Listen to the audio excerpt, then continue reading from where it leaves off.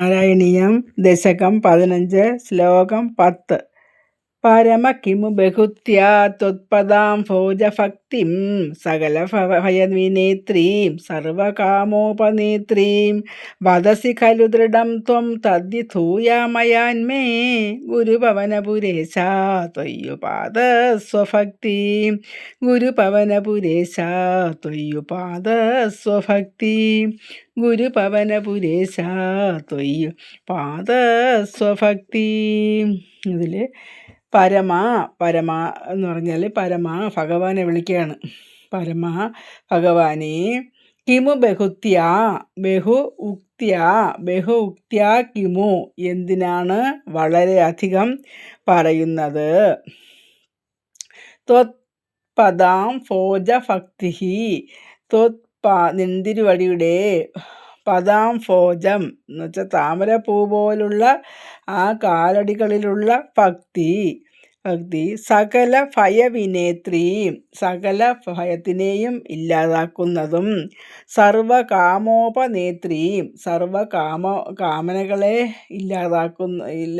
കാമോനേത്രി സർവ അഭീഷ്ടങ്ങളെയും സാധിപ്പിക്കുന്നതും വദസി ഖലു ദൃഢം ത്വം എന്നും വദസി ഖലു ദൃഢം ത്വം നിന്തിരുവടി തന്നെ ഭക്തി ഉറപ്പായി പറയുന്നു. വദസി ഖലു ഉറപ്പായി പറയുന്നു. ദൃഢം ത്വം നിന്തിരുവടി എൻ്റെ എല്ലാ ഉറപ്പായി പറയുന്നു. എല്ലാ മേ വിധൂയ മേ തത് വിധൂയ മയാത്മേ എന്ന് വെച്ചാൽ മേ എൻ്റെ വിധൂയ എല്ലാ ക്ലേശങ്ങളെയും തീരെ ഇല്ലാതാക്കിയിട്ട് എൻ്റെ ഗുരുപവനപുരേശ ഗുരുവായൂരപ്പ ത്വയ്യുപാദസ്വ ഭക്തി എൻ്റെ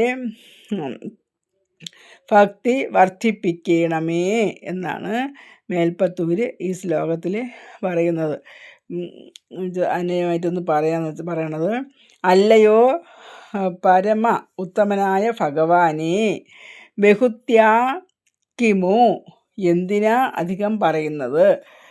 നിന്തിരുവടിയുടെ ത്വത്പദാം ഭോജഭക്തി നിന്തിരുവടിയുടെ പാതാരവിന്ദങ്ങളിലെ ഭക്തിയെ സകല ഭയവിനേത്രീം എല്ലാ ഭയങ്ങളെയും നശിപ്പിക്കുന്നു എന്നും സർവകാമോപനേത്രീം എല്ലാ കാമങ്ങളെയും സാധിപ്പിച്ച് തരുന്നത് കൊണ്ട് എൻ്റെ എല്ലാ ക്ലേശങ്ങളും ഇല്ലാതാക്കുമെന്നും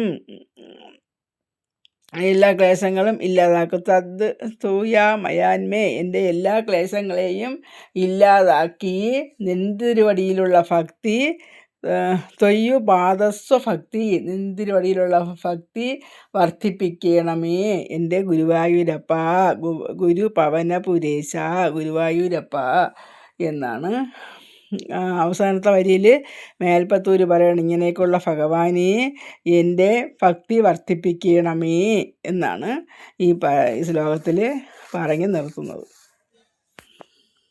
ഒന്നുകൂടെ വായിക്കാം.